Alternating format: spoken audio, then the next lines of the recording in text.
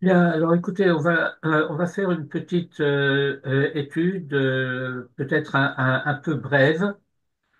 Je vais commencer par un verset qui ne se trouve pas dans la paracha, mais qui se trouve dans la paracha de Kitissa, au chapitre 31, verset 18. Vous allez voir tout de suite pourquoi dans le commentaire de Rachi. Alors voici ce que le verset dit. Le début de la paracha de Kitissa poursuit le mouvement des parachutes précédentes, c'est-à-dire Teruma et Tetzavé, et traite encore de certains détails concernant l'inauguration, la construction, l'inauguration du Mishkan, et s'achève par le verset suivant, Vaïten el Moshe, et il donna à Moïse que Chaloto le Daber Ito, alors qu'il achevait de parler avec lui, Behar Sinaï, sur le mont Sinaï, Shene Luchot Haedut, les deux tables du témoignage, Luchot Even, table de pierre, Ketuvim Be'etzba Elohim, écrite du doigt de Dieu, de Elohim. L'étude du verset pour lui-même n'est pas notre sujet ce soir, mais c'est surtout le commentaire très curieux de Rashi sur ce verset. Le Dibur Matril, c'est-à-dire les quelques mots que Rashi a l'habitude de citer en préambule de son commentaire, laisse entendre que c'est le verset dans son entier qu'il vise. Vaïten el Moshe vegomer. Vegomer, c'est une expression que l'on peut traduire par etc. Euh, il faut savoir qu'en principe, lorsqu'il s'agit d'un etc. visant la suite d'un verset, euh, on dit vegomer. S'il s'agit de la suite d'un commentaire, d'un texte qui n'est pas un texte du Tanakh, on dit vechoulé. Mais ça veut dire la même chose, sauf qu'il y a une distinction qui n'est pas toujours respectée d'ailleurs par les auteurs. Alors voilà ce que Rashi dit. En mukdam ou meuchar batorah. Nous reviendrons sur cette formule qui pose des problèmes de compréhension et de traduction. Maaseh Ha'egel, l'affaire du veau d'or, Kodem le tzivouy melechet mishkan précède l'ordre de construction, l'ordre de l'œuvre du Mishkan, du sanctuaire, Yamim Rabim, de plusieurs jours.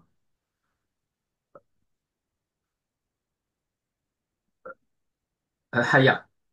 Shehare, puisqu'aussi bien, Beyud Zayin Betamuz Nishtabru Aluchot. C'est-à-dire que ces tables qui sont données à Moïse à ce moment-là, ben, ce jour-là, nous sommes le 17 Tammuz, et ces tables que Moïse a reçues ce jour-là vont être brisées ce jour-là. C'est le lien, si vous voulez, qui existe entre le sujet des tables et le thème qui précède, puisque il y a deux parachiotes et demi qui n'ont cessé de parler du Mishkan. Or, voici que Rashi a l'air de dire Maaseh ha'egel kodem le tzivui melechet mishkan yamim rabim haya, que l'affaire du veau d'or a précédé l'ordre du travail du Mishkan de plusieurs jours, puisqu'aussi bien c'est le 17 Tammuz que les tables ont été brisées, ou Yom HaKippurim, et donc le 10 Tishré suivant, donc nous avons la moitié, grosso modo, du mois de Tammuz, tout le mois d'Av, tout le mois de Elul, et le début du mois de Tishri, ça fait quand même presque 3 mois. Euh, et le jour de Kippour, Nitratsa Hakadosh Baruch Hu le Israël, Nitratsa, c'est comment vous traduiriez? Vous avez une idée de comment traduire?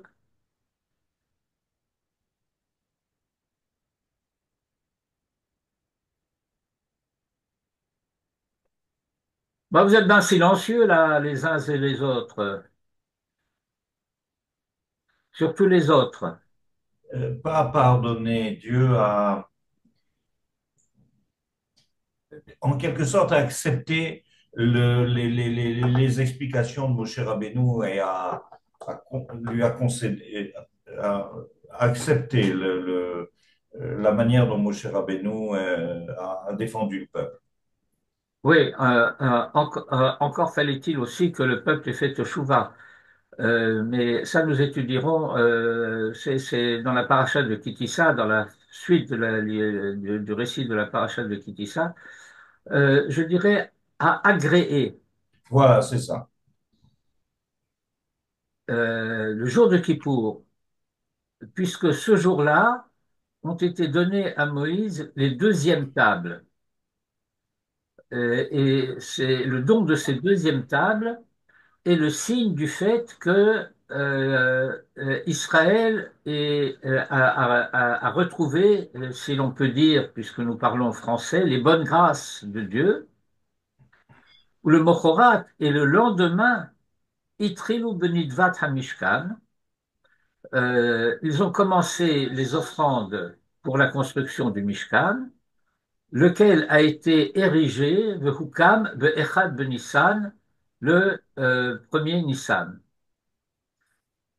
Il y a une petite note, parce que dans les éditions courantes de Chumash avec le commentaire de Rashi, ce commentaire de Rashi est suivi d'une note qui n'est pas de Rashi, mais qui, je n'ai pas trouvé, quelque part ça existe peut-être, qui est l'auteur de cette note, mais cette note, en quelque sorte, explique, éclaire l'intention de Rachid. Mais je vais revenir d'abord à la première phrase que je n'ai pas traduite, En mukdam ou meuchar batorah. Cette phrase est d'habitude, habituellement utilisée, pas seulement en français, mais aussi par beaucoup de commentateurs euh, en hébreu, comme signifiant que il n'y a pas d'ordre chronologique dans la Torah. À savoir que ce n'est pas parce que quelque chose est dit avant une autre chose qu'elle l'a précédé réellement. C'est de cette manière que l'on le comprend d'habitude. Bien entendu, Manitou a révolutionné notre compréhension de cette phrase, en toute simplicité. Parce que Manitou faisait remarquer la chose suivante. Si si l'intention était de dire qu'il n'y a pas d'ordre chronologique dans la Torah, c'est-à-dire qu'il n'y a pas d'avant et d'après dans la Torah, eh bien, ce ne sont pas les termes de Mukdam et Meuchar qui auraient dû être utilisés, ça aurait dû être Kodem Vacharkar. Parce que qu'est-ce que ça veut dire Mukdam? Mukdam, ça veut dire quelque chose qui a été avancé. Et Meuchar, c'est quelque chose qui a été retardé, repoussé. Et donc, l'expression signifie très exactement le contraire de ce qu'on lui fait dire habituellement. Il n'y a rien qui ne soit à sa place dans la Torah. Rien n'a été avancé et rien n'a été retardé. Est-ce que cette Oui, première oui. précision est suffisamment claire? Oui. Tout est à sa place. Tout est à sa place. Mais cela signifie que ce qui est raconté à un certain moment et raconté à la place où cela doit être raconté. Ah, Même si, même si l'événement lui-même n'a pas été, ne s'est pas produit à ce moment-là, ce n'est pas cela la préoccupation de la Torah. Autrement dit, euh, l'ordre chronologique n'est pas nécessairement l'ordre d'exposition. et, La Torah a un récit qui s'organise en fonction de sa signification et non pas en fonction de sa chronologie. Et par conséquent, si effectivement En Mukdam ou Meuchar Torah signifie que tout dans la Torah est à la place où cela doit être, cela semble être contredit par la suite du commentaire de Rashi, qui semble dire depuis deux parachiotes et demi, nous nous sommes occupés du Mishkan, mais en réalité, le commandement du Mishkan a été donné plus tard. Sauf que ce n'est pas du tout ce que Rashi dit. mhm. Lorsque Rashi dit Maaseh Ha'egel, l'affaire du Baudor, Kodem le tzivui melechet hamishkan yamim rabim haya. Et il explique que c'est le lendemain de Kippour qui a suivi le 17 Tammuz que a commencé le, euh, le don des offrandes du Mishkan et que par conséquent le tzivouï auquel il fait référence est effectivement le tzivouï qui vient plus tard puisque c'est au début de Parashat Vayakhel que Moïse s'adresse à Israël en leur disant Kurhu meitechem teruma l'Hachem, prenez de vous-même de ce qui vous appartient, une offrande pour la construction du Mishkan.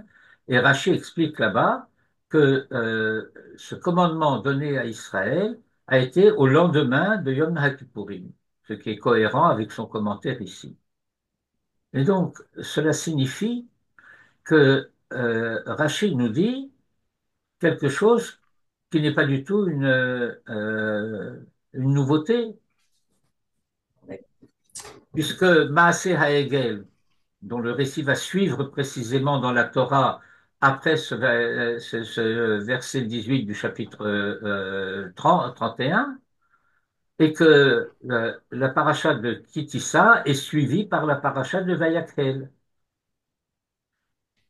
Et donc Rashi expose ici très exactement l'ordre au sens de la succession des thèmes dans les parachutes de la Torah. Rav, j'ai le sentiment de ne pas avoir compris. Dans la paracha de Trouma, il est bien question des offres. Attendez, n'allez pas trop vite. Je n'ai pas parlé pour le moment de la paracha de Teruma. J'ai dit que lorsqu'il dit Maaseh ha'egel kodem le tzivui melechet mishkan précède l'ordre de l'œuvre du Mishkan, c'est vrai dans la mesure où le commandement donné par Moïse à Israël de construire le Mishkan est effectivement postérieur à l'affaire du veau d'or et que cet ordre a été effectivement donné au lendemain de Yom Kippour. Mais cela signifie que Rachid ne fait pas du tout référence à cet endroit des deux parachutes ennemis qui ont précédé. Et donc nous devons bien comprendre, il y a une différence entre ce qui a été dit par Dieu à Moïse et ce qui a été dit par Moïse à Dieu, à Israël.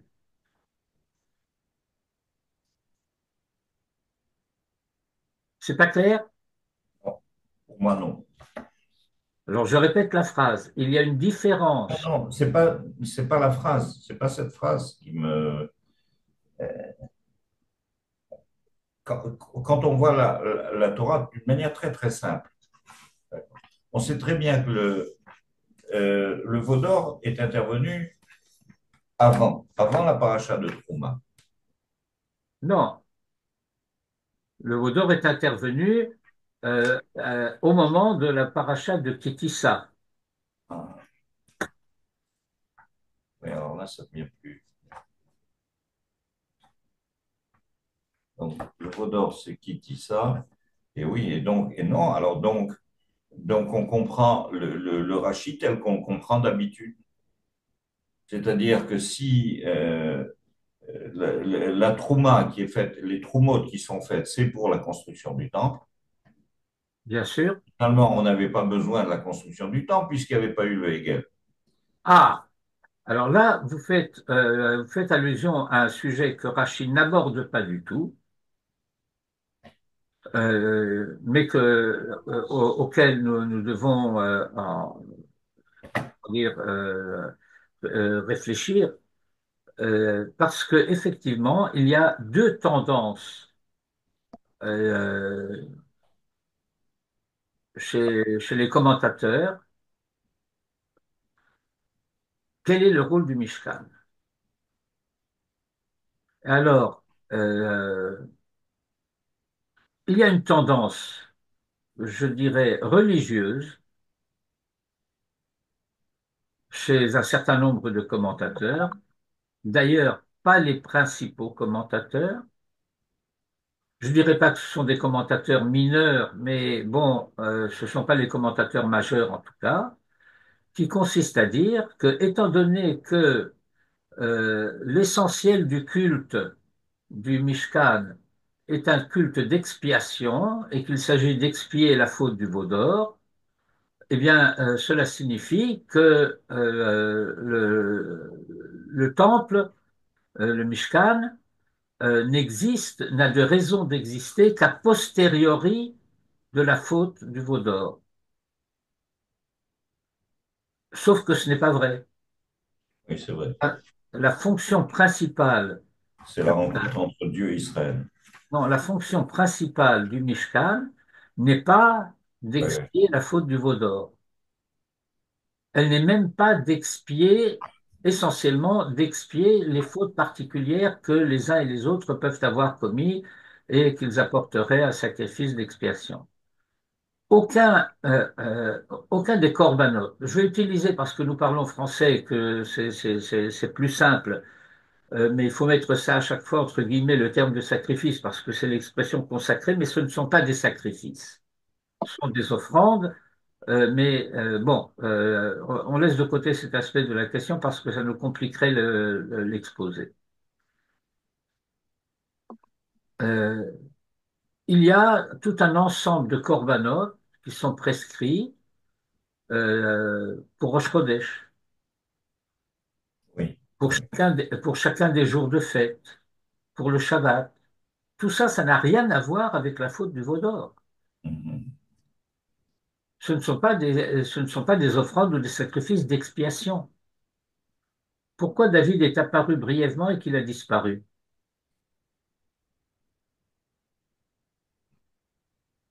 Alors, bon, nous allons lire cette petite note ici. En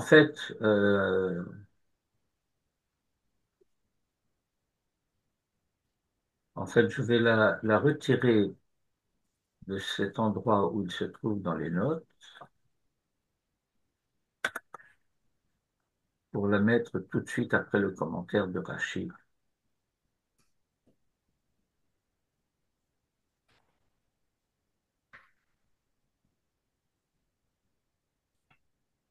Attendez, je vais même la mettre ici.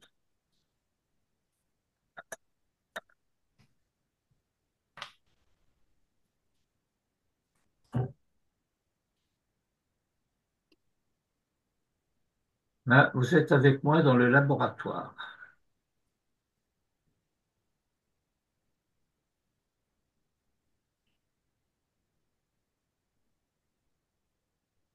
Alors, voilà ce C'est dans le commentateur, laboratoire. qu'est-ce qu'il y a? C'est pas un oratoire, c'est un laboratoire. Exactement, vive Pasteur. Euh, vous connaissez Pasteur? Oui, Enfin, pas directement, pas personnellement. Oui. Bon, Pasteur était un catholique fervent et un croyant. Et par conséquent, lorsque il a exposé sa thèse affirmant qu'il n'y avait pas quoi de génération spontanée. Alors quelqu'un lui a fait remarquer, mais s'il n'y a pas de génération spontanée, comment tu expliques la création? bon, Si Dieu peut créer à partir de rien, eh bien, cette création à partir de rien, t'as pas de génération plus spontanée que ça, en quelque sorte. Alors, Pasteur a répondu, il faut sortir du laboratoire pour entrer dans l'oratoire. Ouais. C'est la dualité absolue, la schizophrénie spirituelle. Le laboratoire et l'oratoire sont incompatibles. Bref, je referme cette parenthèse socio-historique. Alors voilà ce que dit ce commentateur anonyme sur le commentaire de Rachi que nous avons lu plus haut. Tzadé Aïn, c'est une abréviation qui signifie Tsarir Iyun. Et c'est de l'araméen Tsarir Iyun Tuva. Ça demande beaucoup de réflexion. Dilma, parce qu'on peut dire Hakol Kaseder, et que tout dans le récit de la Torah suit l'ordre nécessaire. V'tzivui hakadosh baruch hu le Moshe, et l'ordre donné par Dieu à Moïse, Haya be'arbaim yamim harishonim, était pendant les 40 jours où Moïse était sur la montagne, juste avant ce verset de conclusion que nous avons lu, et cela, c'était Terem asotam ha'egel, avant qu'ils aient fait le veau d'or, V'kodem riduto me'ahar asu ha'egel. Et c'est avant que Moïse descende de la montagne qu'ils ont fait le Hegel. Ou Moshe et Moïse, quant à lui, Lo higid le Israël tzivui mishkan ad le mochorat yom Kippourim. Mais Moïse n'a relayé le commandement concernant le Mishkan qu'après, le lendemain du jour de Kippour, Shehayu Israël Merutzim la Kadosh Baruch Hu, lorsque Israël a été agréé, je mets entre parenthèses à nouveau, par Dieu, puisqu'il lui a donné les deuxièmes tables. V'chen hu behedia bazohar. Et c'est ainsi que cela est exposé euh, directement Bazohar, dans le livre du Zohar, sur la paracha de Vayakhel, Asher Alken, et que c'est la raison pour laquelle le commandement qui est donné à Israël diffère du commandement qui avait été donné par Dieu à Israël, à Moïse, pardon. Dans le commandement de Dieu à Moïse, nous allons le voir dans un instant ici, je suis au premier verset du chapitre 25, qui est le début de notre paracha de Terouma. Vaidaber Hashem el Moshe les morts, Daber el Bnei Israël, parle aux enfants d'Israël, Veyikrouli Terouma, et ils prendront pour moi une terouma, mais et kolish asher yidvenu libo, de la part de tout homme que son cœur y portera. Tikru et terumati, vous prendrez, au sens de, vous devrez prendre mon offrande. Qui que ce soit qui apporte cette offrande, il faut l'accepter. Mais cela veut dire que dans l'intention telle qu'elle est énoncée dans ce verset, Israël sera le maître d'œuvre de la construction du Mishkan, mais les matériaux nécessaires à cette construction viendront de l'universel humain. Mais et kol ish asher yidvenu libo, de quiconque que son cœur y portera. Mais étant donné que ce quiconque que son cœur y portera inclut le Erev Rav, et que le Erev Rav, entre-temps, a fait le veau d'or, alors dans la paracha de Vayakhel, le commandement de Moïse à Israël change, et il va dire Kechu me'itechem teruma l'Hashem. Ah. Prenez de vous-même une terouma pour Hachem. Je reviens euh, à ce commentaire sur Rashi. Asher Alken, je suis à la ligne 19. Asher Alken, que c'est la raison pour laquelle B'tzivouy Akadosh Baruch Hu, dans le commandement donné par Dieu, Katouv Me'et Kol Ish, de la part de tout homme, de Hainu Gam Erev Rav, c'est-à-dire le Erev Rav également, que Moshe Darshu Rabotenu, ainsi que nos maîtres l'ont analysé, Ish, Melamed, vous coulez, quand on dit Ish, ça veut dire n'importe qui. Ces hommes-là ne sont pas des n'importe qui, mais c'est n'importe qui au sens de pas nécessairement un Cohen, pas nécessairement un Lévi, pas nécessairement un Israël, euh, l'universel humain.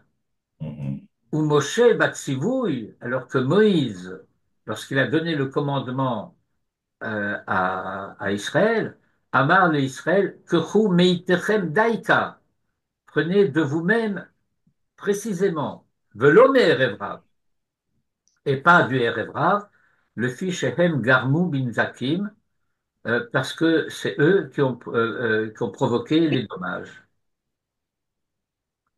Ça va jusqu'ici? Oui. Et alors, en réalité, euh,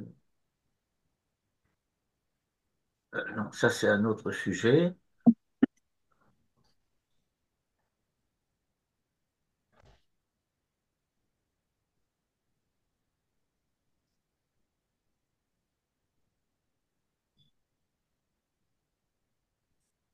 Voilà.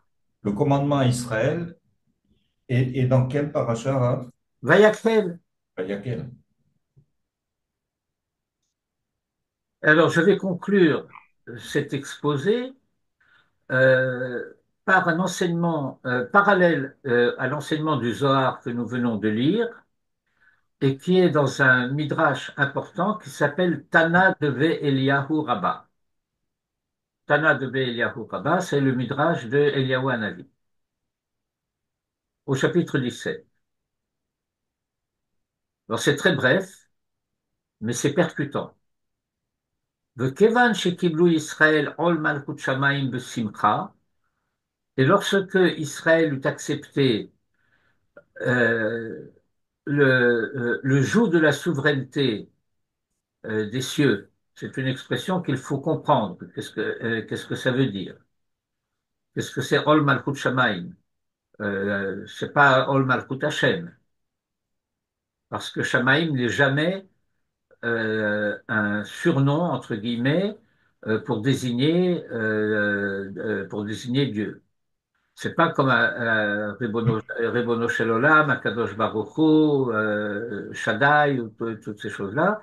Malchut Shamaim, je le traduirai sans l'expliquer parce que je pense que ça se passe d'explication.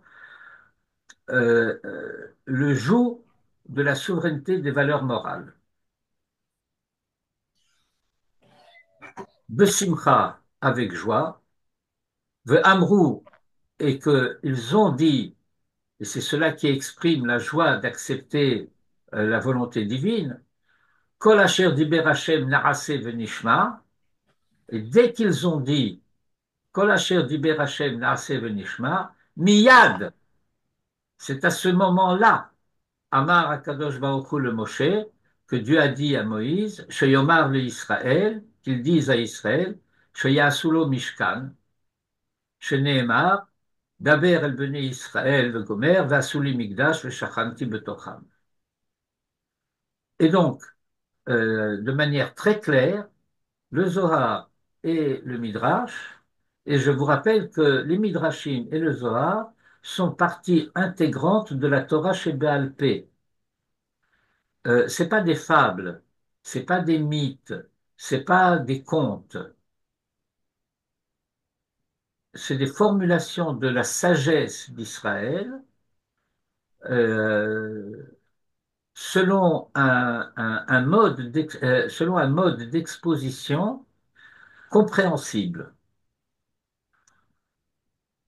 Ça met à jour les implications du texte euh, telles qu'elles devraient pouvoir être comprises euh, de manière immédiate par quiconque possède les préalables de la culture spirituelle correspondante. Et donc, voilà ce que dit ce Tana de Eliyahu en complément de ce que le Zohar disait tout à l'heure. Dès qu'Israël a accepté le principe de la conduite dictée par les valeurs, par les principes de la moralité, alors la présence divine dans le monde devenait possible. Et alors il a fallu immédiatement donner les instructions pour rendre cette présence possible par le fait qu'elle aurait un lieu. Il y a une expression qu'on utilise surtout dans le vocabulaire de la Kabbalah, mais qui dit En or beli keli. Il n'y a pas de lumière sans un support de la lumière. Et par conséquent, le Mishkan, comme son nom l'indique d'ailleurs du point de vue de l'hébreu, le Mishkan, c'est le lieu de la Shekhinah. Et pour que la Shekhinah soit présente dans le monde, il faut qu'elle ait sur quoi reposer. Lorsqu'il s'agit de reposer sur des personnes individuelles, par exemple les patriarches, quand on dit Abraham, Yitzhak, Yaakov, Ha'avot, Hem Hamerkava, ce sont eux qui sont le véhicule de la présence divine dans le monde, ça c'est à l'échelle individuelle. Mais lorsqu'il s'agit d'étendre ça à l'universel, alors il faut qu'il y ait un lieu, si je puis dire, qui sera le véhicule de cette présence. Et alors, dans ce lieu qui sera le véhicule de cette présence, il y aura une ravoda, on traduit en français par culte. Euh, cela signifie un service. Tout dépend, si vous voulez, c'est une remarque de vocabulaire sociologique. Si j'utilise un vocabulaire religieux, alors je vais dire un culte. Mais ce vocabulaire religieux est peut-être réducteur. Or, le culte en question, pour conserver ce vocabulaire avec les réserves que j'ai formulées, ce culte est a priori ce qu'on appelle un culte d'adoration.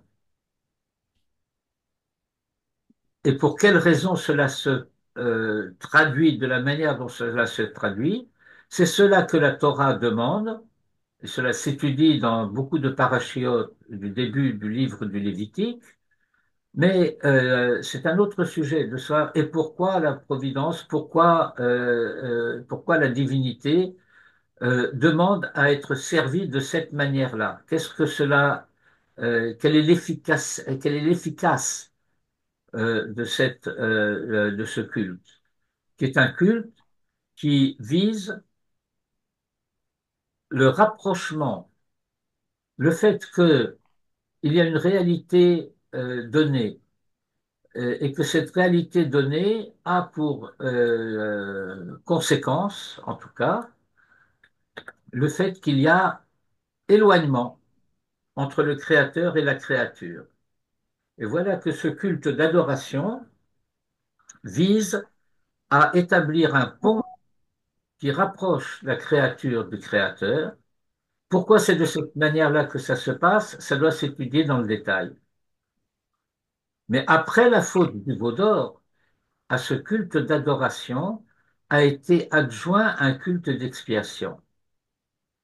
À savoir que le culte d'expiation, les sacrifices, comme on dit, d'expiation, ont été donnés a posteriori de la faute du veau d'or et adjoints euh, au service quotidien, euh, d'une part à l'échelle collective, ce sont les temidim, les offrandes du matin et de l'après-midi, euh,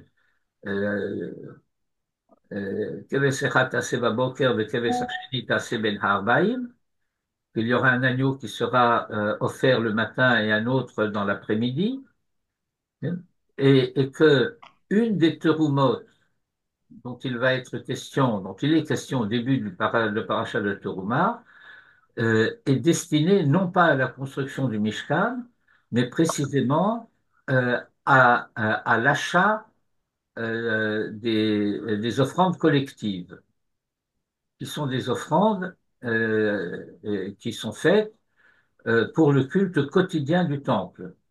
D'ailleurs, ce Shabbat, nous allons avoir l'un des premiers Shabbatot spéciaux qui précèdent Pessah. Et quel est le Shabbat spécial qui précède, en l'occurrence cette année, c'est le jour même de Rosh Chodesh Adar. Ce sont les shkalim.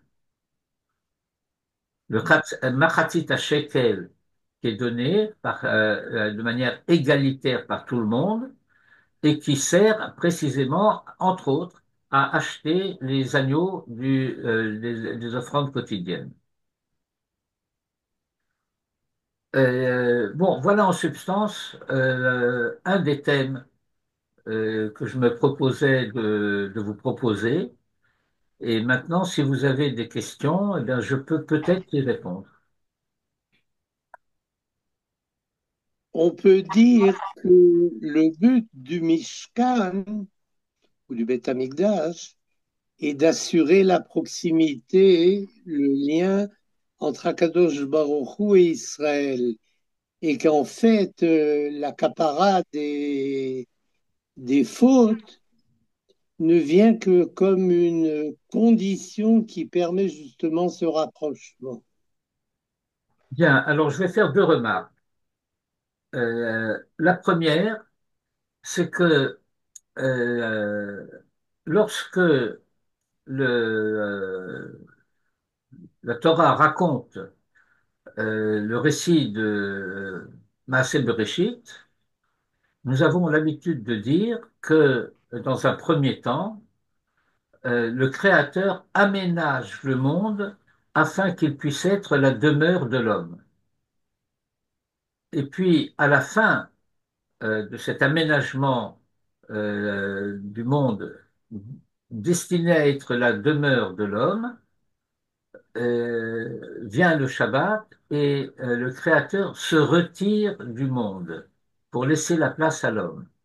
Pour garantir la liberté de l'homme, Dieu va se cacher, si je peux dire ainsi.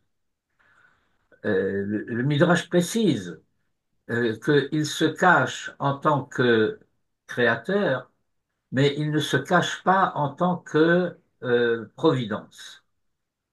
Toujours est-il que le monde est désormais confié à l'homme et qu'il appartient à l'homme de faire en sorte que ce monde aménagé par Dieu pour lui être demeure puisse devenir aussi la demeure de Dieu. Le monde tout entier. Et a priori, cette tâche revient à l'universel humain. Les premiers chapitres de la Genèse décrivent la manière dont l'universel humain a refusé cette tâche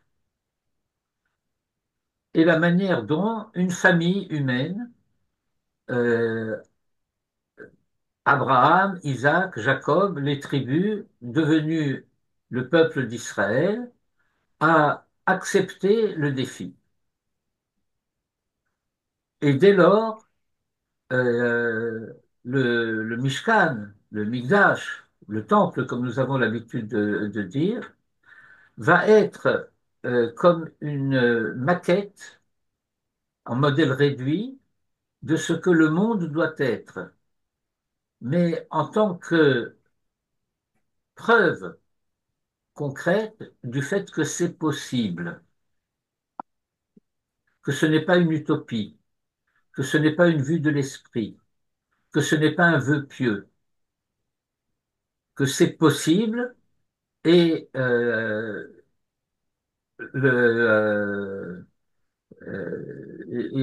y a un enseignement du Talmud qui dit que si les nations du monde savaient quel bien le temple faisait pour eux, Ouais. alors ils se hâteraient de demander à Israël de le reconstruire. Et ça veut dire que ce que le Beth Amikdash vise, ce n'est pas la relation entre Israël et Dieu, c'est la relation entre l'humanité et Dieu. Et Israël est en quelque sorte le maître d'œuvre chargé de réaliser cette réunion, ce rapprochement. La deuxième remarque que je dois faire, c'est que on ne le sait pas souvent. Souvent, on ne le sait pas. Mais il n'y a aucun sacrifice d'expiation possible pour les fautes volontaires. Les sacrifices d'expiation ne sont demandés que pour les fautes involontaires. C'est pour ça que ça s'appelle khatat, parce qu'un chet, c'est shgaga, alors que avon, c'est zadon, et que pécha, c'est révolte. C'est clair, vous connaissez cette répartition? Et donc, les sacrifices d'expiation, c'est le fait que, d'une certaine manière, la bonne volonté ou la volonté tout court a été en défaut. Il y a une erreur et le terme même de chet participe d'un champ sémantique dans lequel il y a une forme grammaticale, le harti, qui signifie manquer la cible. Le harti est un matara, manquer la cible. Donc, d'une certaine manière, c'est un acte manqué. Pas tellement dans le sens freudien du terme, mais j'ai fait quelque chose que je ne voulais pas faire et que si j'avais su, je ne l'aurais pas fait. Les deux exemples usuellement donnés, c'est le fait que je sais que c'est interdit de faire ça le Shabbat, mais j'avais oublié que c'était Shabbat. Ou bien, je ne savais pas que c'était interdit le Shabbat. Si j'avais su, je ne l'aurais pas fait. Mais en tout état de cause, la conscience du tzaddik, et la conscience du tzaddik, c'est la conscience de l'homme normal. C'est pas un surhomme, le tzaddik. C'est l'homme moral au sens le plus simple et le plus direct du terme.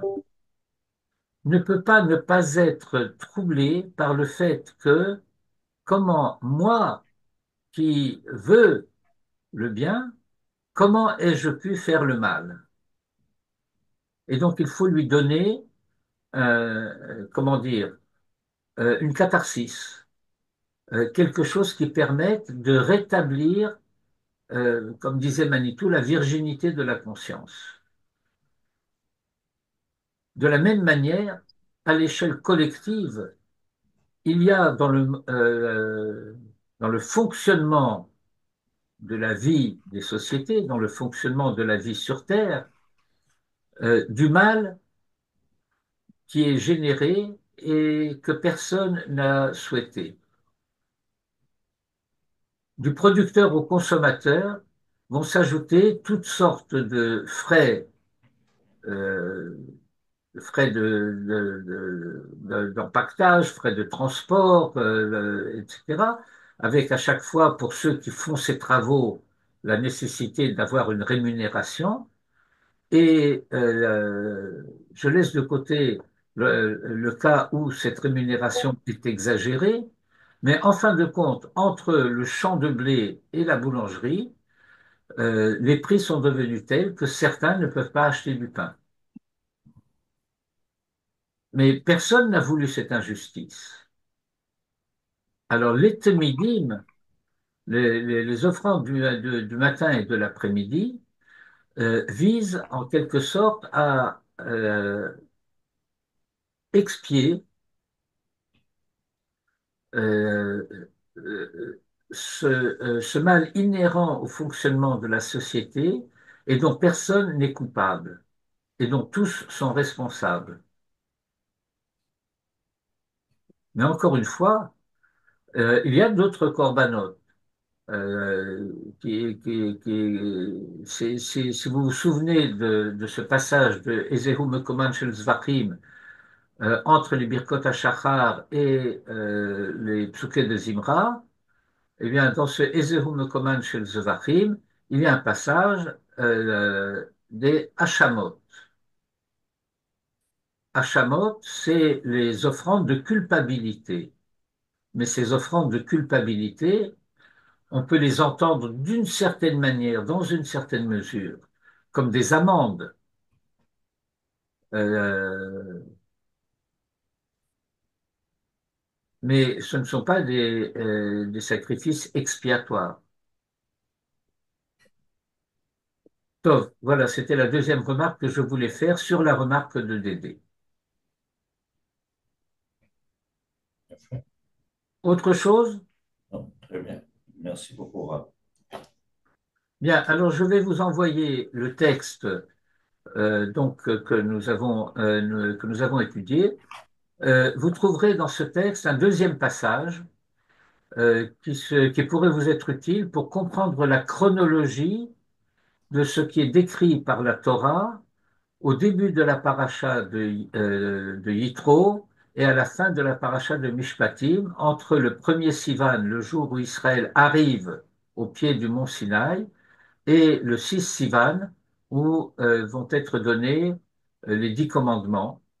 Et dans ce passage, qui résulte d'un enseignement du Rav Shaul David Bochko, vous allez avoir cette chronologie que je crois extrêmement utile. Shavuot Tov et Chodesh Tov. Shabbat תודה Shalom. רבה. Merci.